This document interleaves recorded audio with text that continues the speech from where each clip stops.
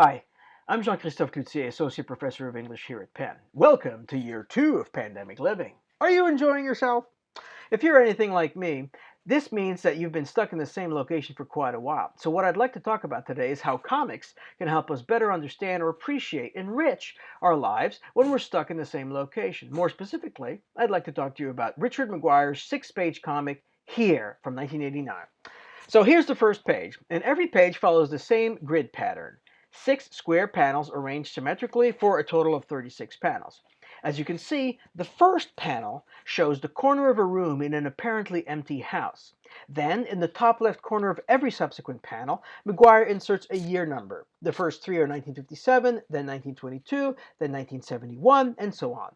The panels move through past and future without obvious logic. Quickly, the panels begin sprouting other panels, insets from other years. These insets start to create a kind of palimpsest, a kind of where layers of time are superimposed upon the same space. But as we move through time, we never ever move through space. We are stuck here. Just as it begins with the room, we will eventually see the moment when the house is first being built, and the future where it will be demolished.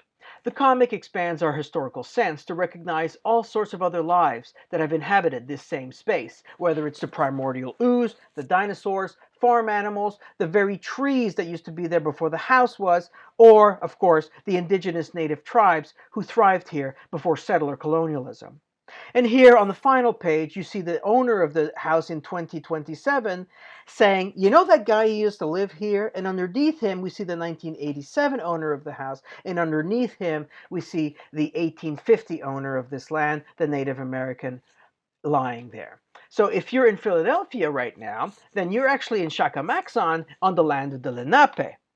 So among here's many lessons is to encourage a deeper historical sense, an eco-critical awareness, a reminder of settler colonialism, legacy of displaced lives, and really that we ourselves are mere transient occupants of this space. Really, this pandemic has been a blip or maybe a panel in time, and maybe soon we'll get to get out of here.